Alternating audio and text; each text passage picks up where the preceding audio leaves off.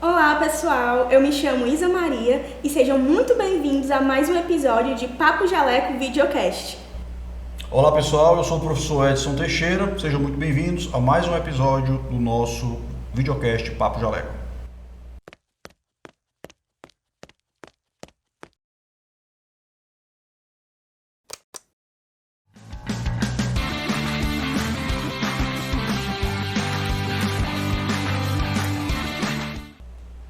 Olá pessoal, mais uma vez, hoje no nosso episódio nós iremos conversar com o professor Kleber Domingos sobre o uso racional de medicamentos e suplementos nutricionais. Então, mais uma vez, a gente vai falar de um assunto que é importante para todos vocês, estudantes, pessoas comuns, donas de casa, motoristas de ônibus, pessoas de academia, de um tema trabalhado dentro da UFC e que a gente precisa informar com base científica a respeito de tantas coisas que a gente ouve falar sobre esses dois temas, o uso dos medicamentos e o uso indiscriminado agora dos suplementos nutricionais. Nada melhor do que convidar um especialista. O professor Kleber é graduado em farmácia pela UFC, com mestrado em saúde pública e doutorado em educação em saúde. Ele é professor adjunto da UFC, além de ser membro do grupo de prevenção ao uso indevido de medicamentos e especialista em formação sobre o uso de medicamentos na gravidez e na lactação.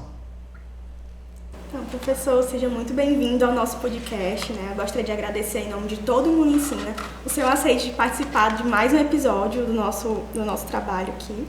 Então, é um momento que o senhor pode saudar o nosso público. É um prazer estar aqui colaborando com o Mundo Ensina, né? Papo Jaleco. E estamos aqui para compartilhar algumas experiências e também um aprendizado ao longo de alguns anos, né, desse percurso do tema do uso racional de medicamentos e suplementos. Muito bem. Kleber, como é que você foi para essa área, né? Explica um pouco da tua trajetória. Quase há 35 anos atrás, eu ainda era estudante de farmácia aqui na universidade.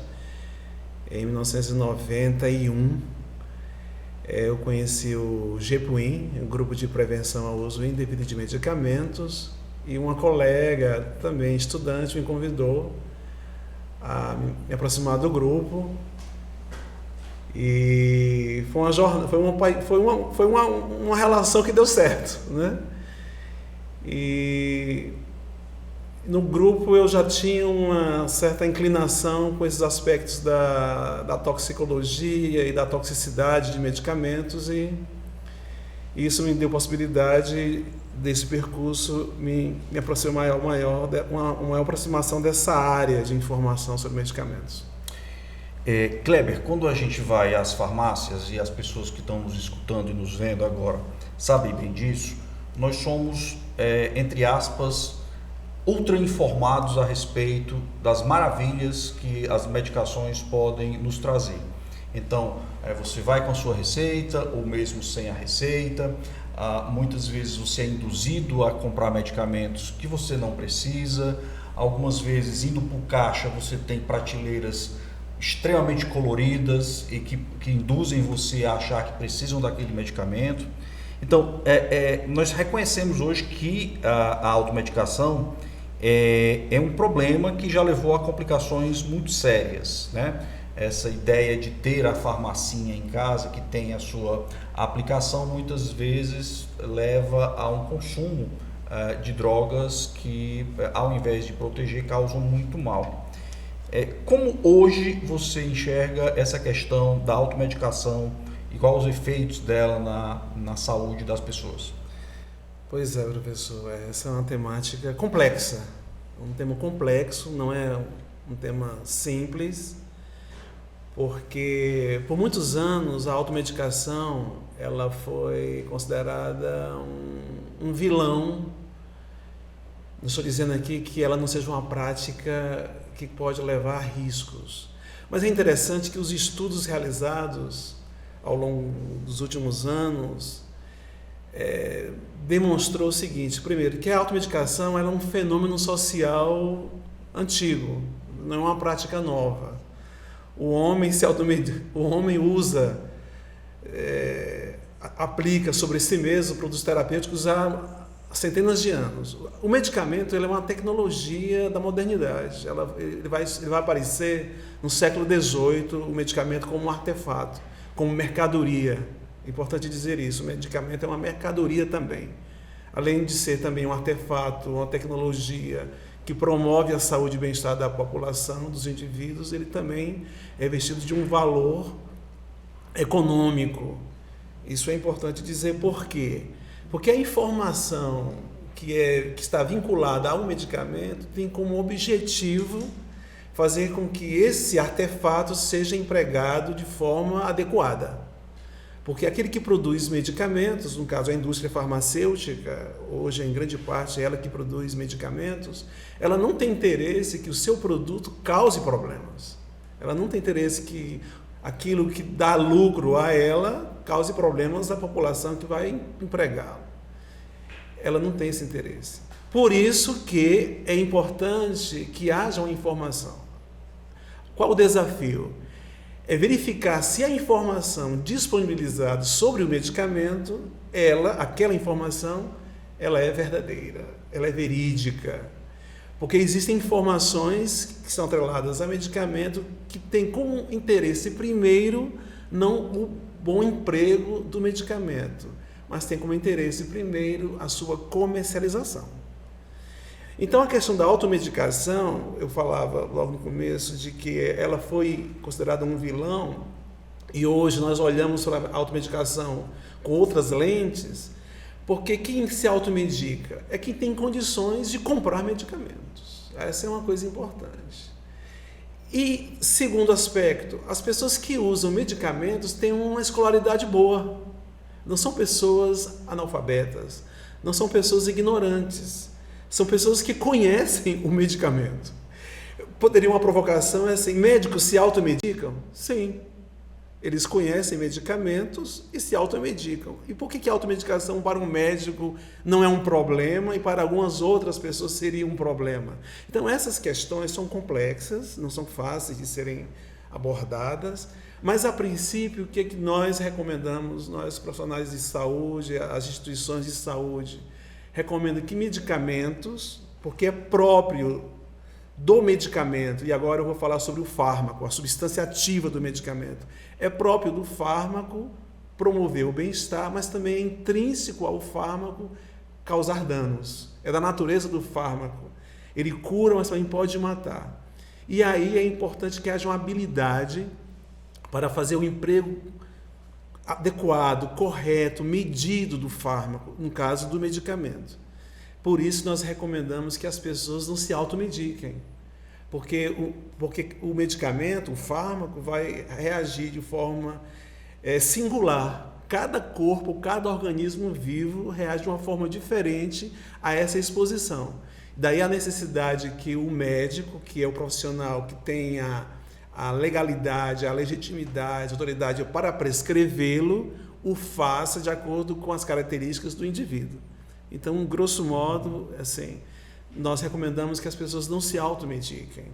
Eu me lembro que eu sou filho de propagandista, né? Então, meu pai trabalhou muitos anos na indústria farmacêutica e um papel principal dele era convencer os médicos que aquela nova droga ela causava super benefícios e quase nenhum malefício. A gente sabe que isso não é verdade para nenhum medicamento.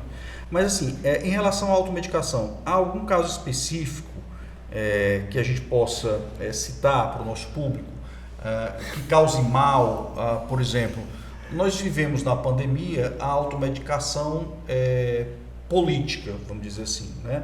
Se criou a falsa informação de que alguns medicamentos seriam muito importantes no controle da Covid-19. E o uso desses medicamentos, hoje a gente vem colhendo alguns resultados desse uso indevido. Mas além desse, tem algum outro exemplo que você possa nos dizer que seja um exemplo clássico de automedicação e que tenhamos que colocar os olhos nele e dizer, esse aqui é um perigo? Eu teria aqui dezenas de casos. Vamos pensar naqueles medicamentos chamados medicamentos isentos de prescrição. Tá certo? E você chega numa drogaria E tem prateleiras hoje de medicamentos que você pode pegar, colocar no cestinho ou ir para o caixa e pagar, que não precisa da prescrição do médico. São, como eu falei, medicamentos isentos de prescrição, IMIBs chamado, né? Pois bem, exemplo de medicamentos isentos de prescrição, as vitaminas, sais minerais, vitaminas, mas também analgésicos, certo? Eu vou falar aqui da substância ativa. Eu não quero falar do nome comercial, claro, porque me parece mais sensato. Sim. Mas vamos falar do paracetamol. O paracetamol é um bom antitérmico e está disponibilizado de fácil acesso.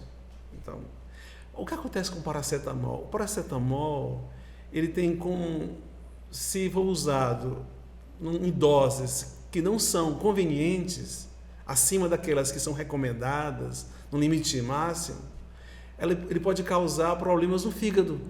Nós chamamos de hepatotoxicidade. Alguns indivíduos podem experimentar danos, e alguns desses danos causam sequelas, e às vezes irreversíveis, né? Tem o paracetamol, esse é um exemplo. Um outro exemplo aqui, a questão das vitaminas, por exemplo. As pessoas acham que vitaminas, elas são substâncias que não são capazes, são inócuas, nós chamamos de inócuas, não são capazes de causar danos, de causar problemas. Se não causa bem, também não mal não faz. Mal, né? Isso não é verdadeiro, né? Isso não é verdadeiro. Então, por exemplo, a vitamina A, a hipervitaminose A pode causar danos dermatológicos, tá certo? Oculares também, oftálmicos nós chamamos, né? Com relação às vitaminas, o que é que nós recomendamos? As melhores fontes de vitaminas e sais minerais são os alimentos. O nosso corpo não necessita de quantidades exorbitantes de vitaminas nem de sais minerais. Então, um acesso a uma alimentação rica em nutrientes, hortaliças, frutas, legumes, né? Uma dieta equilibrada é suficiente para suprir as nossas necessidades.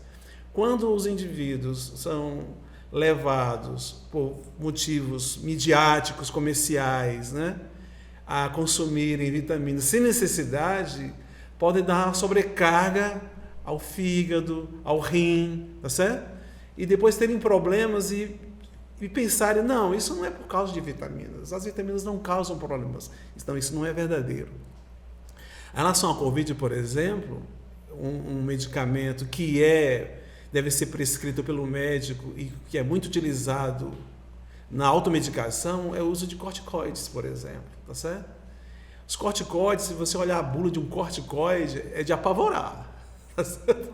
A indústria, ela faz o papel dela, as agências regulatórias estão com essa postura, exigem que a indústria comunique ao usuário todas as informações sobre o seu produto.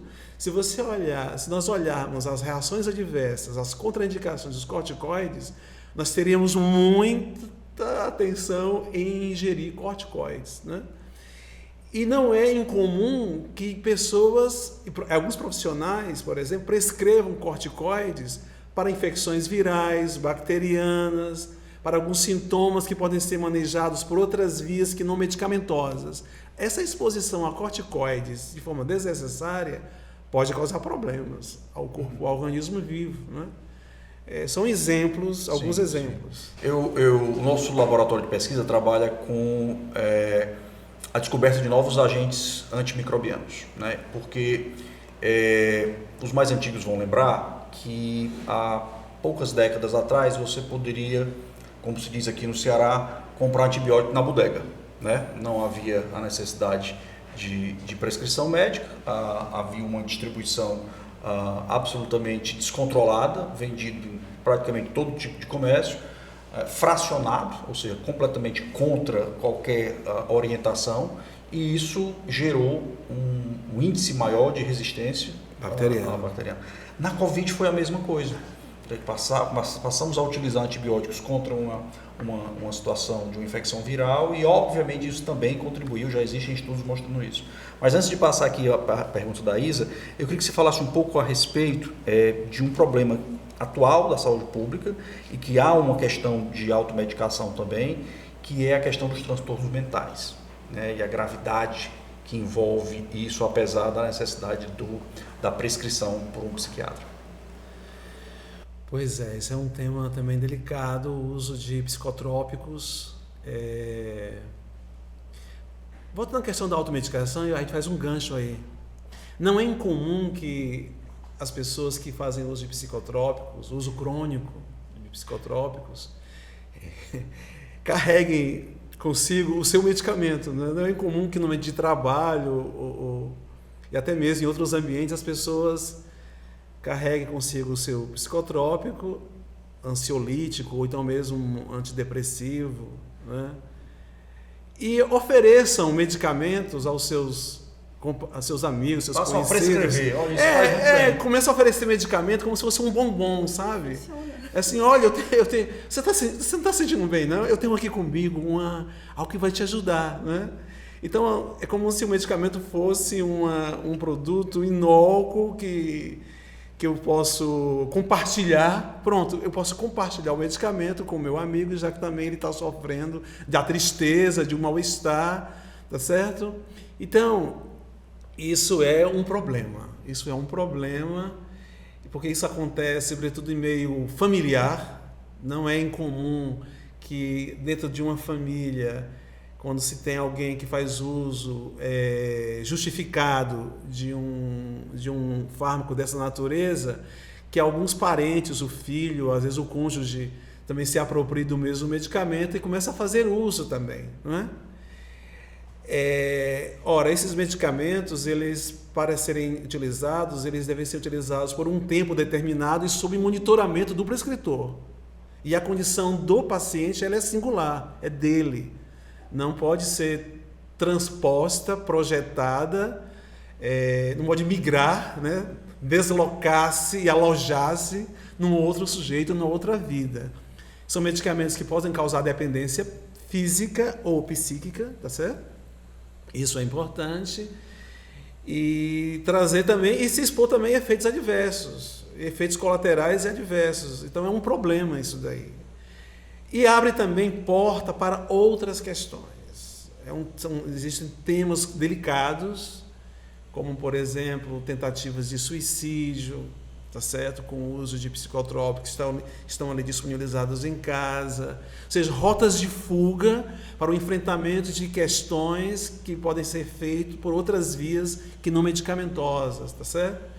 Sobrecarga do serviço público de saúde, tá certo? Aumenta a demanda para serviços especializados como psiquiatras, psicólogos, tá certo? Ou seja, gera uma série de outras demandas por conta do emprego inadequado do medicamento. Então é um tema muito, muito delicado isso. E a outra coisa é o diagnóstico da condição por não profissionais. Nós não podemos, não deveremos, não devíamos e não devemos atuar como profissionais que fazem diagnóstico. Se você não tem uma formação médica para fazer diagnóstico de uma condição mórbida e você dizer que o outro é portador de um transtorno, é portador de uma depressão ou de outra condição que justifique o uso e vai ofertar o outro medicamento, isso é uma questão muito delicada e perigosa, tá certo? Então, nós recomendamos que isso não aconteça jamais. Certo, professor. Então, eu partindo agora para um outro ponto da nossa conversa, uma dúvida que é muito recorrente, né, nos pacientes é a diferença entre os medicamentos genéricos e os não genéricos, né? Então, o senhor poderia explicar, né, qual a diferença entre esses dois, podemos dizer, esses dois tipos, né, de medicamento, se um é mais eficaz do que o outro nos tratamentos, porque é uma dúvida que muita gente tem, muita gente acaba até mesmo dispensando os genéricos, né? Então, você poderia falar um pouco mais sobre isso? E com relação a isso, eu ainda completo. Eu tenho amigos que trabalham no setor público que dizem que o efeito é exatamente o mesmo. E eu tenho amigos que trabalham no setor privado que dizem que são completamente diferentes. Nós temos um problema planetário. É planetário porque nós vamos encontrar isso em todas as nações do mundo inteiro, que nós não temos uma cultura de monitoramento da exposição a medicamentos. Fazer monitoramento, segmento farmacoterapêutico, ela é uma prática que requer bastante recursos humanos e materiais. Por isso que é uma prática, praticamente, eu diria, órfã. Ou seja, de forma muito excepcional, alguém faz um segmento, a não ser quando fazemos ensaios clínicos, ou então estudos de coorte, que são caríssimos, mas em situações bem específicas. Por que eu estou dizendo isso? Para poder afirmar que um medicamento genérico, e aí o que seria o genérico?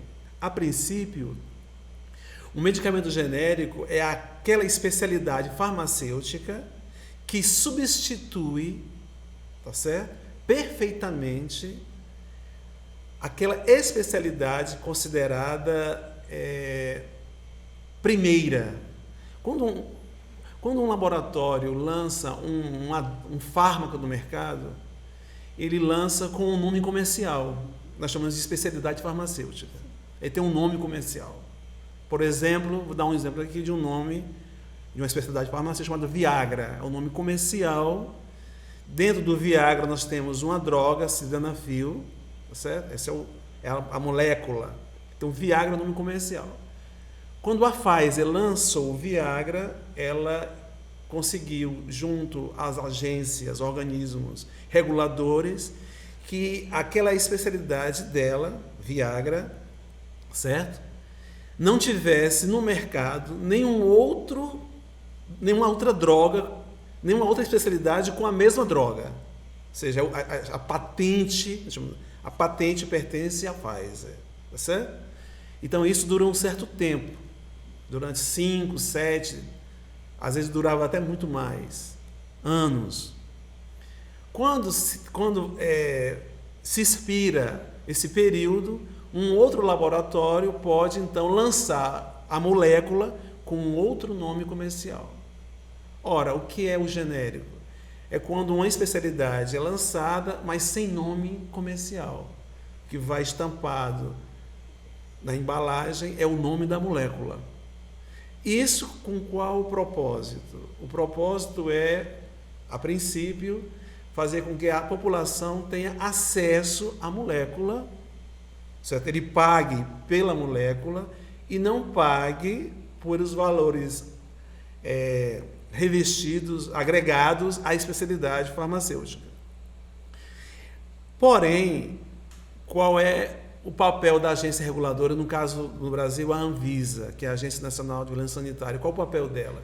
É garantir que a população tenha acesso a uma molécula bioequivalente, ou seja, com as mesmas características fisicoquímicas da molécula primeira, do laboratório que lançou a molécula, com as mesmas características farmacológicas, a mesma eficácia, a mesma efetividade e a mesma segurança. Isso deveria ser garantido à população. Esse é o papel, então, do laboratório que lança um genérico. Então, o que a população deve esperar? Que ao comprar um medicamento genérico, ela experimente o mesmo benefício que vai experimentar ou que experimentaria ao comprar um medicamento de um nome de marca, certo? Isso é que deveria acontecer e deve acontecer. Porém, nós estamos num cenário que é um cenário atravessado por interesses mercadológicos, certo? Então, haverão narrativas oriundas da indústria farmacêutica que não vai incentivar que que o medicamento genérico ganhe espaço no cenário nacional, no cenário internacional. Ela vai dizer, não, esse medicamento não é a mesma coisa. Então, nós vamos encontrar, por isso, prescritores que são acolhedores e adeptos da política nacional de medicamentos genéricos, tá certo? E outros que vão ter resistência e dizer, não não use esse porque não serve, o que serve é esse daqui mesmo, não abre mão, né? Não abra mão. Então, assim, o que nós recomendamos é que a polícia de genéricos seja incentivada, porque a princípio é o medicamento mais barato, né? Mais acessível às pessoas. Sim. Em relação à bioequivalência, a Anvisa tem esse cuidado de verificar? Pois é, essa é uma pergunta que eu não sei lhe dizer. Mas eu posso dizer outra coisa. Nós não temos estudos disponibilizados sobre o monitoramento dessas questões. Nós não temos. Nós carecemos de evidências que demonstrem que esses fármacos são tão eficazes e efetivos quanto aqueles lançados pela indústria, né, primeira mão. E aí isso é uma questão. Então me parece que nós carecemos de um controle social. A população, nós não temos um controle social que exige das agências reguladoras a disponibilidade de informações claras e transparência sobre a efetividade e a segurança desses produtos. Perfeito. Aqui é uma denúncia, aqui também uma sensibilização, né? Sim. Muito bom. Muito importante. Estamos vendo, né, nessa conversa de hoje que existem alguns cuidados para se tomar em relação à automedicação, há algumas consequências do uso desses medicamentos. Todos os medicamentos possuem efeitos colaterais previstos e identificados nas fases iniciais dos protocolos clínicos. Também já ouvimos falar que as vitaminas não necessariamente precisam ser tomadas todas, né? Preciso ter alguma identificação de uma carência para que isso possa ser suprido, né? Mas agora a gente vai entrar em uma outra área, né? E uma área também muito popular, vamos dizer assim, né? Antigamente, quando se fazia, não era nem academia, era Apollo, viu? As pessoas iam lá e faziam os seus exercícios e você tinha o seu ganho de massa muscular ou não, a sua aeróbica e etc. Hoje em dia nós temos uma quantidade gigantesca de informação nas redes sociais, de fórmulas mais mirabolantes possíveis, combinações de dieta e suplementos alimentares das mais diversas, com grupos de educadores físicos que defendem, outros grupos que condenam, e obviamente isso não deixa de ser algo que precise de alguma regulação, né? Então há um crescimento muito grande. Por exemplo, creatina hoje em dia é praticamente uma unanimidade. Eu sei que existem alguns trabalhos em relação a isso, mas a gente tem probiótico, suplemento, produtos naturais, vitaminas, tudo isso para que se ganhe o shape, né? o idealizado do corpo. Dentro da sua experiência, Kleber, o que você tem visto nisso e qual o alerta que você pode fazer em relação a essas coisas que nós observamos aí nas redes sociais e nas recomendações? Bem, essa questão é uma questão muito, muito preciosa para mim. Dizer por quê? Nós estamos numa sociedade onde o corpo ele desde o século XVII, que o corpo ele tornou-se uma realidade política. Ou seja, foi sobre o corpo que o Estado investiu, primeiramente ocupando-se desse corpo para que esse corpo se tornasse saudável, um corpo que produzisse, e depois, hoje, nós temos um corpo, sobretudo um corpo que consome. Claro, eu fui muito relâmpago aqui nessas colocações, precisaríamos de mais tempo para falar um pouco sobre isso, mas esse corpo que consome, entre outras coisas, consome o que também? Medicamentos, né? Medicamentos. E qual é a concepção de que essas moléculas elas vão alterar esse corpo? Então essa alteridade corpórea, ela tem como objetivo que esse corpo atende a uma expectativa delineada pela sociedade de consumo. Ou seja, não é qualquer corpo que precisa estar em evidência, é um corpo, esse corpo que consome, ele consome para ser consumido, ele é consumido nos meios midiáticos e também nos meios, nas relações interpessoais, ele é consumido também em sistemas fechados. Então tem várias vias e possibilidades de consumo. E nós chegamos aqui, com a sua pergunta, a um espaço muito privilegiado da automedicação e do consumo de substâncias, que são esses espaços da modulação desse corpo, né? Modulação física do corpo. Aí nós vamos encontrar também, além dos probióticos, dos aminoácidos e vitaminas, nós vamos encontrar os sais, né? Os derivados de testosterona, os anabolizantes, né? Ora, não só essa exposição desnecessária vai acarretar problemas gravíssimos e às vezes irremediáveis e até óbitos fatais, né? Se nós olharmos a literatura, nós vamos encontrar uma série de relatos de problemas irreversíveis por conta dessa exposição a essas substâncias. Mas nós vamos encontrar também nesses espaços uma outra narrativa que é potente, capaz de deslocar a narrativa e o discurso sanitário. O que eu quero dizer? Que mesmo as pessoas sabendo que essas substâncias podem causar danos, elas continuam utilizando esses produtos. Os indivíduos que usam medicamentos em academias, no caso, vou colocar como exemplos a testosterona, os sais derivados de testosterona, eles são sabedores dos problemas que a testosterona causa. Mas mesmo sendo sabedores, eles continuam utilizando, eles se expõem ao risco. E é interessante nós investigarmos, precisaríamos investigar outros elementos que são da ordem, não da ordem da farmacologia, não da ordem da patologia, são da ordem do desejo, da ordem do consumo, onde o indivíduo é capaz de se expor ao risco de morte para poder atender a uma demanda, que é uma demanda posta pela sociedade de consumo. Então, são pessoas que vão morrer, e sabem que podem morrer em curto intervalo de tempo, que os rins podem parar, que o fígado pode entrar em falência, mas estão dispostas a fazer essa experiência, né?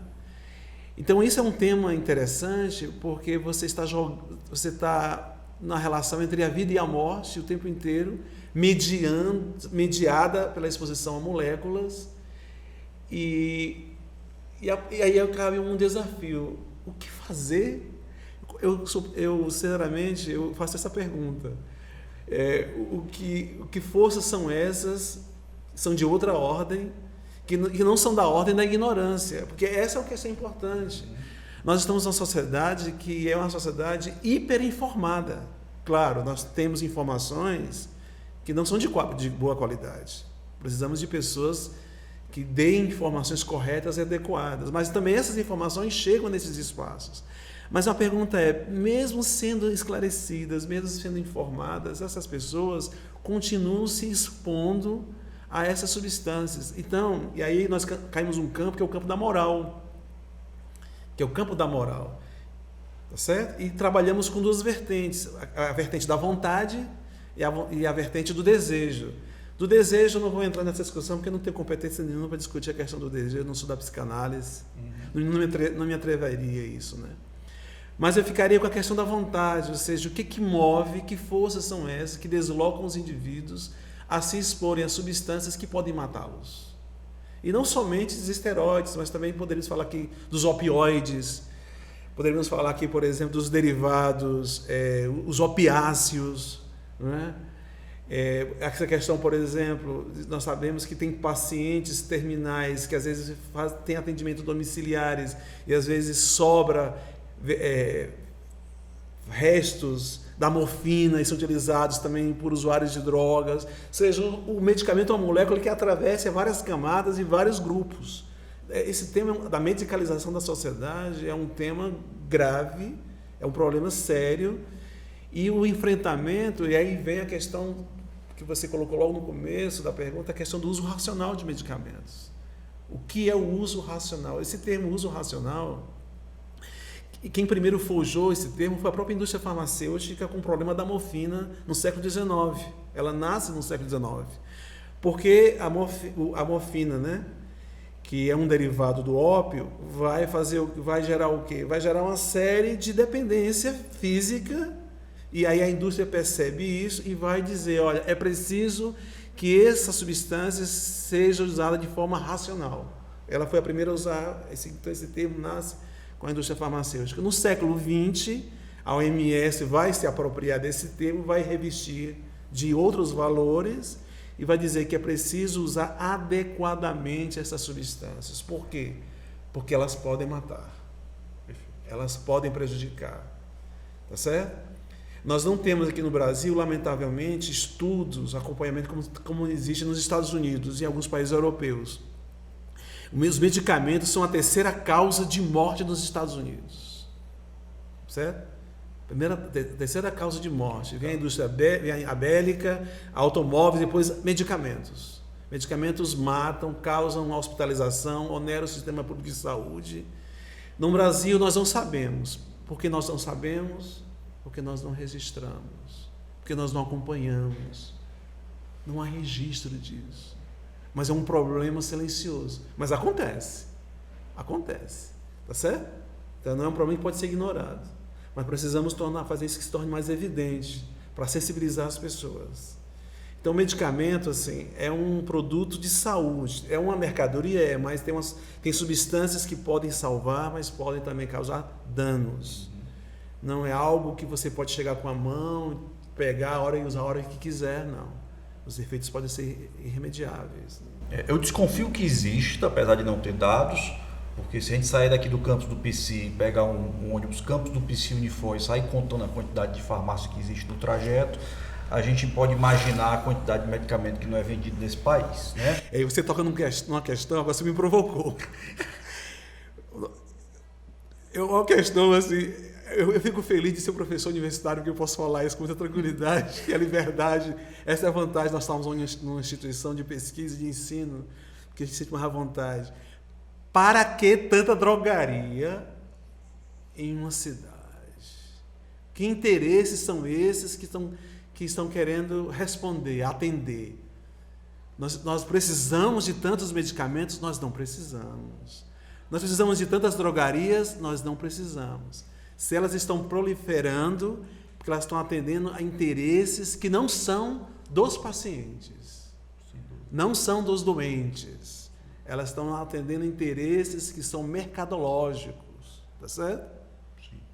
Essa questão dos suplementos e do consumir para ser consumido, né, em ponto de vista de imagem, de trabalho, né, tudo isso daria mais algumas horas de conversa, porque existe um fundo econômico aí que faz com que as pessoas se arrisquem, né? Você vai continuar tomando isso porque... Basta pensar, por exemplo, na toxina botulínica, por exemplo, não é? Que hoje você pode fracionar, você pode pagar várias prestações a administração de pequenas doses da toxina botulínica para poder manter, então, tá certo, o seu rosto... jovial para sempre. Agora, é importante a gente falar, né, porque isso vai para o público geral, que em relação aos suplementos e essas coisas, existem profissionais de educação física sérios e médicos de... nutricionistas, médicos de esportiva, né, medicina esportiva, que realmente sabem como utilizar isso de uma maneira correta. É verdade isso? Sim. Então... Agora eu vou falar assim uma coisa. No nosso setor, eu trabalho no GEPUIN, no Centro de Informação sobre Medicamentos. Qual é o papel do farmacêutico? Um dos papéis do farmacêutico é estreitar a relação entre o prescritor, o médico e o paciente. Estreitar essa relação. Fazer com que essa relação seja a mais próxima possível. Por isso que o papel do farmacêutico na drogaria é quando o cliente, não é, ou o paciente chega com a receita, caso não esteja claro, o farmacêutico tem o papel, o dever de entrar em contato com o médico do paciente e intermediar essa relação. Intermediar essa relação para estreitá-la. Porque esse profissional tem esse papel. Porque o médico, daí a importância das pessoas usarem medicamentos sob prescrição médica, sob monitoramento do médico. E esses profissionais são importantes e devem ser valorados, tá certo? E devem ser reconhecidos a importância deles e seguidas as orientações que esses profissionais fornecem, que eles dão ali. E o papel do farmacêutico é justamente o quê? Como profissional do medicamento, atender tanto aos médicos prescritores como aos usuários nas suas necessidades também de informação sobre medicamentos.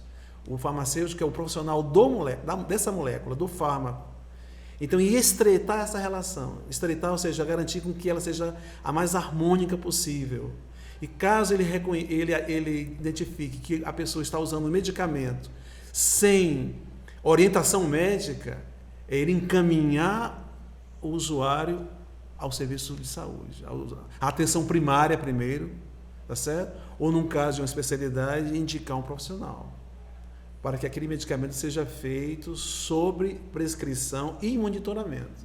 Agora, assim, fechando aqui esse tema, não é fácil para o médico fazer monitoramento, porque a sobrecarga do médico é muito intensa e ele também não dispõe de tecnologias na sua unidade, e aí o médico acaba também sendo culpabilizado porque não tem suporte para fazer o segmento farmacoterapêutico. E aí a sociedade sofre por conta disso.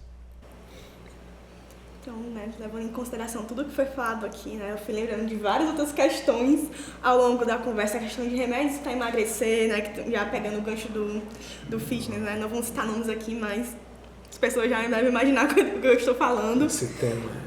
Pois é, bastante coisa. Mas para a gente, né, já poder fechar aqui nossa conversa hoje, em questão aí da conscientização e informação sobre o uso de medicamentos a nível de Brasil, né? Como é que o senhor acha que está essa situação? Tem algum setor, mesmo que de forma tímida, mesmo que timidamente, faça esse papel de informar?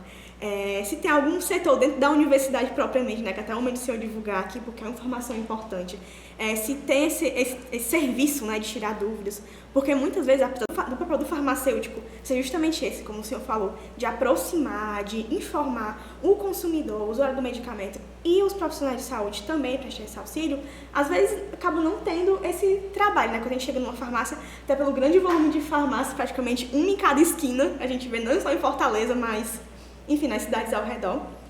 Então, nessa questão de informação e desse suporte, como é que o senhor vê isso a nível de Brasil? Como é que está essa situação aqui?